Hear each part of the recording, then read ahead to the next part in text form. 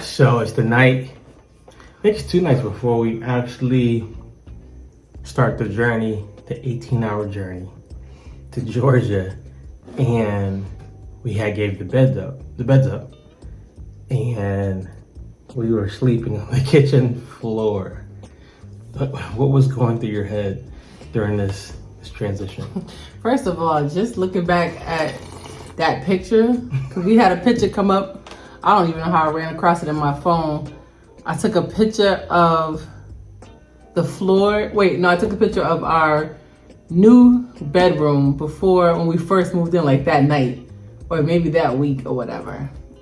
And I'm like, yo, we was on a little blow up mattress. We had one pillow, I think.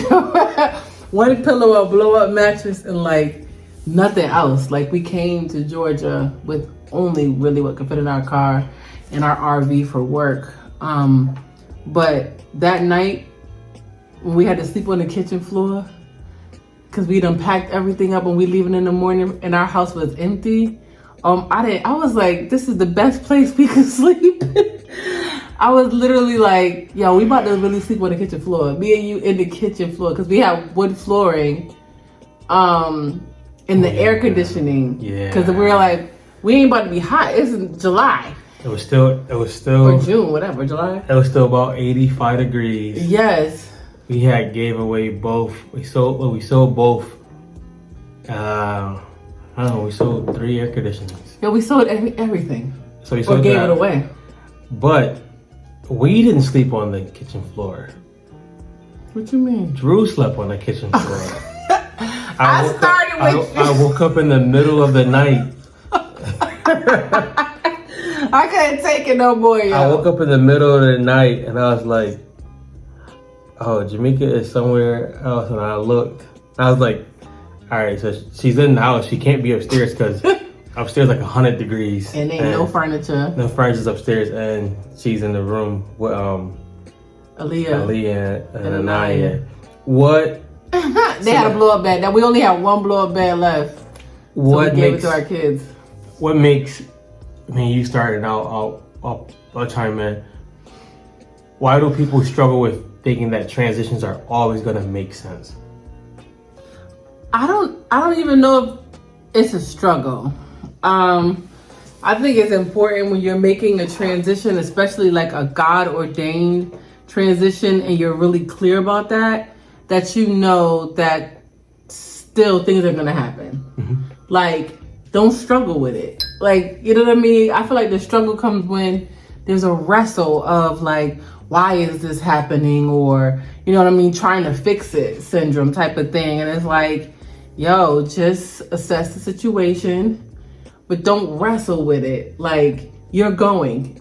And also recognize, like, your whole being is going. Like, your mind, body, spirit, like, your soul is all going because you're one person.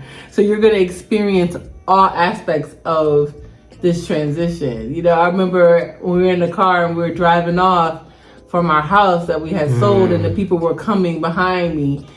And I was like, well, I was the last one to leave the house, and you and the kids are in the car, and you're like, come on, the people gonna be here any minute. Like, I was having that, I told you I was having like that Martin moment. That last episode of Martin, you know what I mean? When he turning off the lights.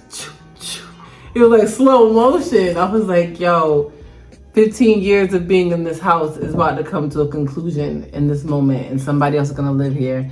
And I remember being like, I'm all right. Like, I'm gonna be fine. As soon as I got in the car, I was like, remember, I was like, don't touch. I was like, if he don't touch me, I'm gonna be all right. I ain't even saying that. I just got in the car and was looking out the window, and you was driving off, and you touched my shoulder. Yo, as soon as your pinky touched my shoulder, I was like, but that's the physical and emotional response of change. Let's talk about what you feel in the process before you get to, all right, I'm gonna go ahead and just do this. Because I think, we usually see like God tells at least somebody to do something. We usually see them get there. Yeah. We don't see like, oh, there's stuff in the middle. that doesn't make sense, doesn't add up. Like we moved to Georgia with no, like you have a cousin in Georgia, but we didn't move here cousins, for yeah. family or anything like that. And I think it still shocks people to be like, why would they move to Georgia? What were you like? What's some feelings that you had in like, we made the decision to move to Georgia? We are actually going to Georgia. There's nothing that's gonna stop us.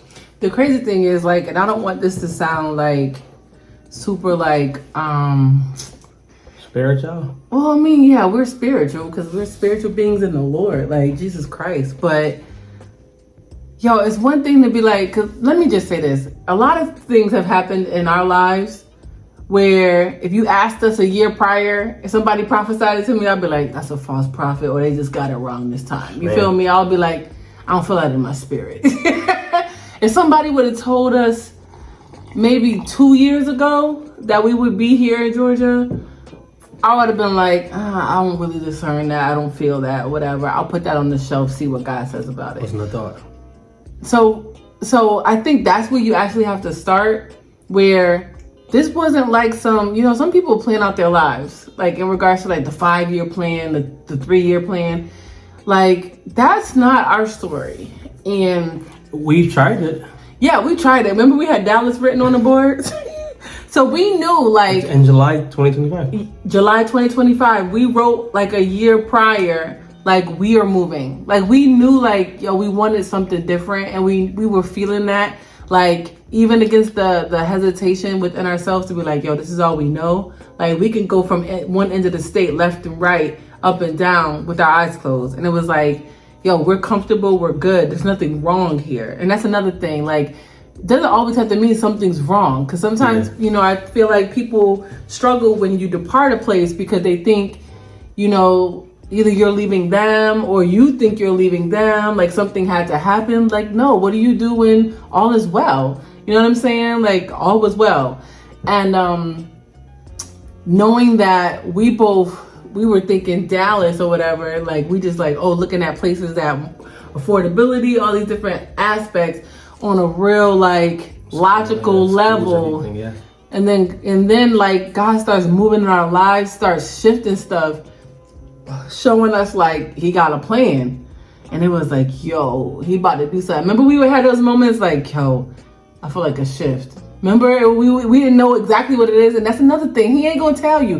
If it's a God ordained thing, expect the Lord not to tell you until the final hour, until you ready to pack them bags. And he like, all right, start packing. And then you don't even know where you going. Remember? Yeah. It's like, literally, it's like, yo, I feel it. Let's start packing these bags. It's like, where we going? I don't know. But we know the God that we serve, and he's up to something, and we're obeying. We want to go in his flow. And the fact that we're down here in Georgia, it was not on the map. If you would have asked either one of us, like, where y'all want to go, it wasn't in the top 5, type 10. You know what I'm saying? No, it wasn't in the top 5 either. Yeah, it's like, it wasn't the place, but it is where he has sent us. And I'll stop there. We can continue. So I think feelings wise, one of the things I had a feeling about was, we go to a different state. No one knows us, so that is a good thing because you can start fresh. But then on the flip side, no one knows you. So for me, my main thing that I did was fitness, and that was changing right into like us getting ready to leave. We had we thought we'd made the decision to homeschool Aaliyah, but God did. God and surely did. He had told us, you didn't make this move, I did. So that happened in March? In March.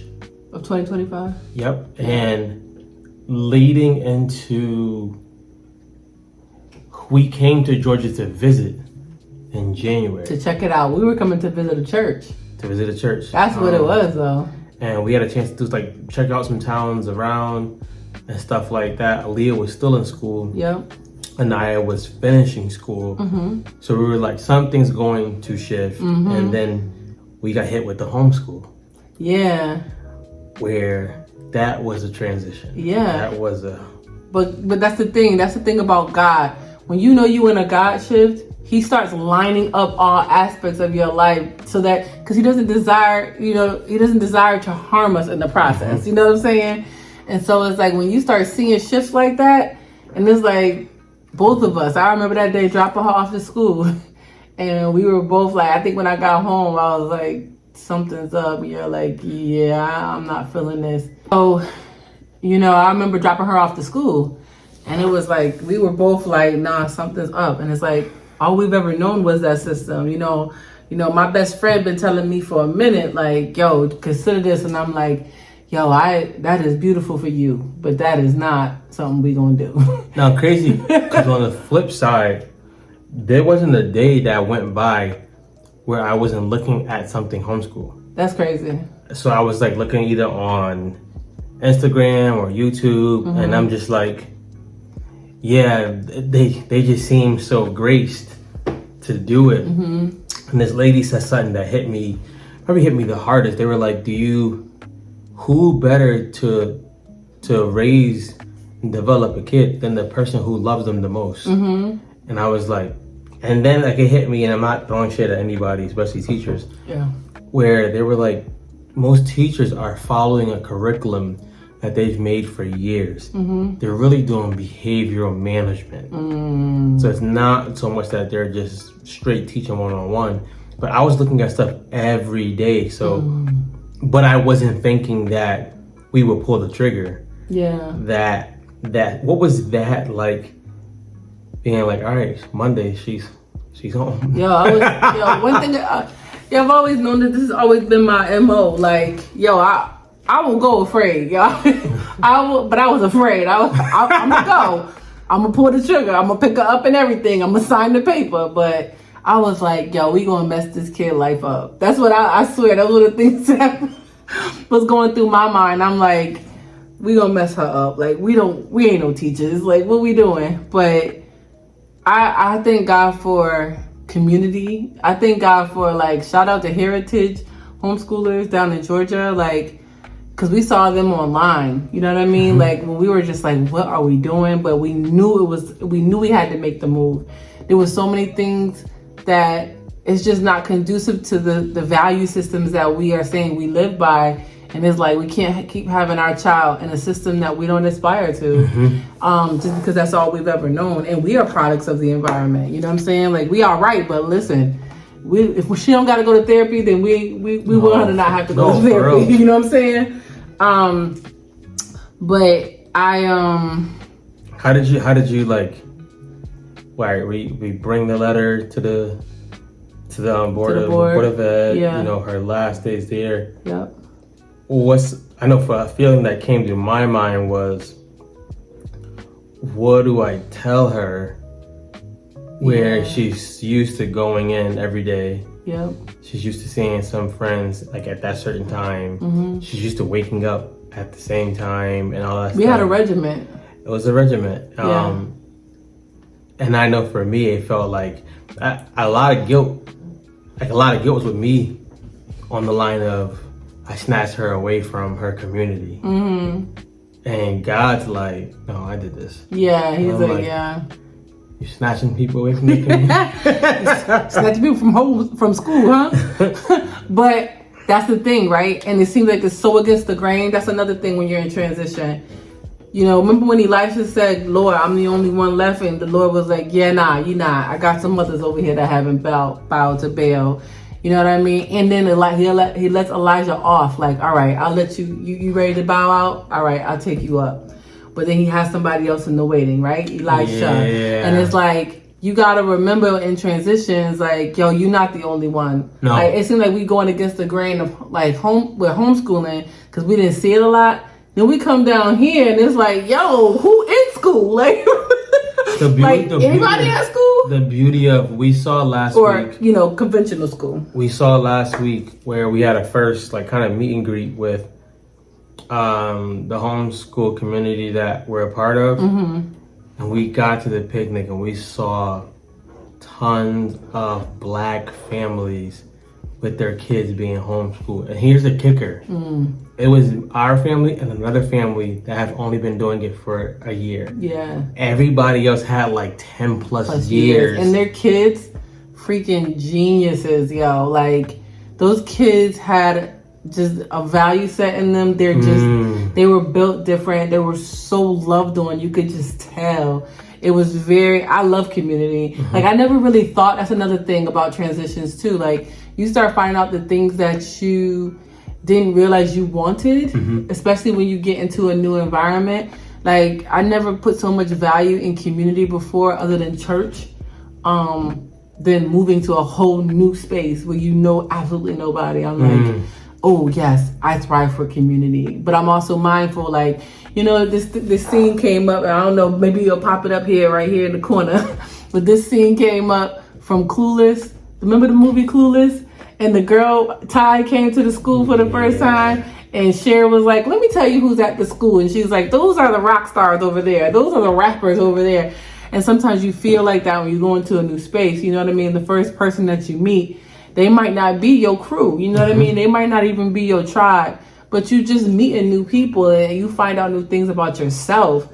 Like, you know, going into co-working spaces or something like that. And you just like talking to people. And it's like the world is bigger than that sphere you were in. Yeah. And it's like, that's what transitions are as well. Like, it'll open up your horizons to things you never thought you wanted or even knew you might desire or not like or desire. That's huge, because when we made the transition from Connecticut to Georgia, we broke the trip of getting to Georgia into 3 trips. But even driving through the states, we were like, things are bigger than what we've known. We've just always seen this little part. And then we also realized too that, you know, God was with us through the transition. Yeah. Like, doesn't mean we didn't have some tests. Like, I mean, we had plenty of tests and things. We had nights where it was like, what are we doing? Yeah. And then you get people who are asking you, what are y'all doing? What are you doing? I love you, you know what I'm saying? And you get all of those, but God was like confirming bit by bit, but he didn't confirm the ending part, like in the middle. It was like, no, keep walking out the middle part until you get to the end. So we made the decision to homeschool in March. So when we started looking in Georgia, that was something that gave us a huge relief to know, okay, we can live anywhere in Georgia because we're gonna homeschool anyway. And usually that's a big thing to be like, what school is my kid gonna go to? Yeah. So we make the decision. We start homeschooling her. That was not easy at first. Yeah. That was a something. Yeah. They're figuring all out. Everybody's screaming 30,000 curriculums and all this stuff, and we're realizing that now this human being who we had a 8:30 to 3:30 break from is now with us from morning to night. Yeah. Every day. I remember we used to joke, like, when we would have summer, when she would be home in the summertime. Yeah. We'd be like, when she leave it, going to school, be like, it's like, those days are over. How did you accept, all right, now she's not gonna be, this transition up, she's not going to be away from you like she used to? You know what? I think that was a big process of me even expanding my thoughts about being her mother. Because I'm like, yo, baby, we're not supposed to be away from our kids like that. Ooh. Like, yo, you know what I mean? Like, it's like, I feel like I found out, like, what was driving my idea of parenting and motherhood. And her being with us is like, yeah, she's our kid. Like, she's our child that we have given birth to. But it made me challenge the systems that I've always known. You know what I mean? Like, I have a vantage point, I believe, that at times felt like a disadvantage, where it's like, I know what it's like to be a single mother, right? I know what it's like to then be a mother with my husband, right? And then and still be in a system that is what I went through, what my mother went through, what my, you know what I'm saying? Like this system is not, school system is not new. It's not a new thing. So it's just like, yeah, when they get 5, you register them for school. When you had to think out the box of like, and then God starts intervening and saying like, yeah, I know that's what you do. And I know that's what even society has taught you. But here's my model and design. Yo, that thing, it's like sometimes God will speak a thing, you'll see it. Like I said, I've seen it, like, right? My best friend is like, yes, stay homeschool. But it was like, that is so dope for you. You know what I'm saying? I love that because everybody has their own models and dynamics. But when you're in the kingdom of God, God speaks in one voice. And that's, again, God speaks in one voice. And sometimes it's when your ear is ready to hear it. And when you're ready to challenge the narratives that have been presented to you, that has been normalized. Because everything that's presented it may be seen as normalized, but doesn't mean it's God's way. Yeah. But it's like, it's not a bad thing. You know what I'm saying? Like, school is not bad. But when God says, this is what I desire, and we don't know who she is. Like, that's the thing that I was like, she need to be home with us because I don't know who she is, and especially your little child. Like, yeah, she's so opinionated. She has such a big personality, and it's like not everybody might. Sometimes I think even good systems or structured systems will stifle the creativity and the personality and the actual design of who that child is to try to fit the model. Let me interject. Yeah. This is no shade to teachers. Yeah. I don't think the school system is bad. I think it's doing what it was designed to do. Yeah. Which was to cultivate workers. Yeah. And to cultivate people who just obey. Yeah. That's not the model of God. Yeah. Like, school in that fashion is not in the Bible. Yeah. So, like, I think school is doing what it's supposed to do. Mm-hmm. I think we were thinking, because we went through the system, that they're doing the best they can do to help my kid grow. Yeah. But we're like, but they stifle their creativity. You get in trouble if you ask a question. Mm-hmm. You have to be sitting down for 7 hours, which we know Aaliyah does not sit down for 20 minutes almost. Mm-hmm. When we do homeschooling with her now, Mm-hmm. the first part, she's jumping jacks and all that stuff. So Mm-hmm. it's doing what it's supposed to do, which is to literally to just cultivate a worker for 12 years. Mm-hmm. So that when you get into the workforce, all you know is obey this person. That's it. Mm-hmm. I also want to interject and almost challenge anybody to think, I don't think we were ready to homeschool. I think we were ready to obey God. Yeah. Because I think if we feel that, now I'm ready, Lord, go ahead and speak. But we know He don't work. He doesn't work like that. It's more so like, I'm saying this now, like, you got to catch up. Yeah, I think that also was ready to obey God. It was also a readiness to challenge the narratives that were the reasons why we wouldn't do homeschooling. Because homeschooling is like, well, okay, y'all can't both work at nobody's job outside the house, right? Who watching her? Or, you know what I'm saying? You got all these different dynamics. Because it's like, oh, I didn't realize school was actually a babysitter. It was a babysitter, right? Yeah. And then it's like, oh, wait a minute now. Like, who's going to make sure that she is meeting, these quotas of reading at this pace or whatever? It's like, well, actually, you know what I'm saying? That's not... You start finding out all these different things, right? And again, this is no shade, because I'll be honest, 1,000. If God did not tell us to homeschool, she would be on that bus. Because I would just be like, there's so many facets of our lives that is like, oh, I wouldn't have realized that, oh, it's time for us to tailor our lives around this young person. I would have been like, there's other aspects. We have a home, we have another child, we have, you know what I'm saying? We have our marriage. Like, let's not do all of that if we don't have to. You know what I'm saying? Because I made it out alive out of high school. You made it out alive. It's like, she'll be fine.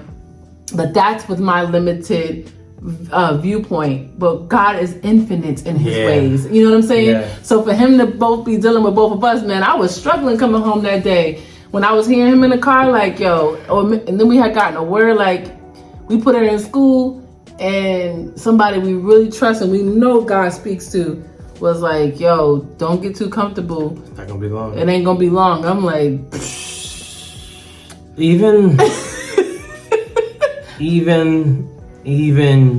we started realizing things were gonna change because in half of her year before that, we started feeling really comfortable with the bus driver. yeah. So we were like, pull off the bus. Pull off the bus. It was like, that's another part of the transition. You find out it starts weaning. Yup. Pull her off the bus. And it was like, all right, so, and then we were thinking, that's when we started realizing that we're not going to let her get on the bus to go to school at first grade. We'll bring her there and come back. And when we were bringing her, we were feeling that. But the thing was, like you said, what if we were made to spend time with our kids? Like, do life with them versus send them away for 8 hours, do our lives. And when they come back, like we noticed, like when she would come back, she would be like so aggravated. So aggravated, super tired. It was because she was suppressing who she was. Yeah. All that time in school to obey and to do all that stuff. Yeah. So to wrap up that part, we do go on to Georgia. We were going to homeschool. We get here, we see this community. Did you wrestle with any other transitions when you got to Georgia? Did I wrestle with any other transitions when we got to Georgia? Well, also like a major piece of who we are, like we have a ministry and we have an organization. And the organization has shifted from Connecticut to Georgia. So I think that was a big like transition to be like, wow, we have our roots down up in Connecticut, and you know, when you're doing work like anti-trafficking and sexual assault prevention work and supportive work in the Black community, like that's a big barrier is actually the people connecting. You know what I'm saying? Because it's like taboo sometimes to talk about those type of things. So our ministry and organization has now relocated, and so I think that transition was huge too, because again, you're starting fresh. But remember, I've had to remember that God called me off my job, like my tangible, like 20-year career, and asked me to do this work of the organization. So it doesn't belong to me. He's always told me that too. He's always told me, you know, certain things, you know, you start getting into a new lane and you start getting people in your ear, like mentors and stuff like that, that'll tell you, you know, like, oh, structure like this, or that, you know, you'll never get voted out. You know what I mean? Like, you don't blah, blah, blah, blah. And God is like total opposite, yo. He's like, I don't need you to protect yourself in this. Like I got this, you know, and it's like doing work for God, it'd be so different. So the transitions look different too, because you're constantly, he's the CEO. You know what I'm saying? Like he is it of the things that we have. And so even coming here to Georgia, it's like a complete reliance on him in every single aspect of our lives. Like they have never been like more on a faith journey than this period of our lives, and it has been the most rewarding journey at that. You feel me? Like it's been the scariest in those transitions of like really like walking on water like Peter, but then you get on the water and it's like, yo, I'm walking on water, and he like, just stay focused on me. that's I think the biggest challenge, to make sure we stay focused on Jesus too. Because if we start looking to the left and right, yo, it's noisy on the left and right.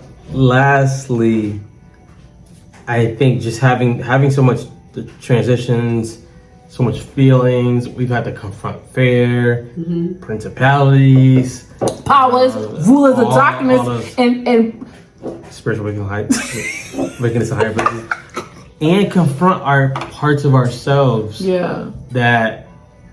And find out new parts of ourselves that we didn't know were buried and things like that. But I think we just like to just have a message, and like somebody only watched this part of the the clip, don't feel that all your feelings need to make sense when you're in transitions. No. They probably won't all make sense. Or you'll have days when you're like, I'm obeying everything God says. And then the next thing you're like, I need to figure it all out on my own. Right? But that's the beauty of marriage, to be like, somebody's like, I'm panicking, I'm figuring it out. And the other person's like, no, like, chill out, we're good. And vice versa. But your feelings won't always make sense in transitions.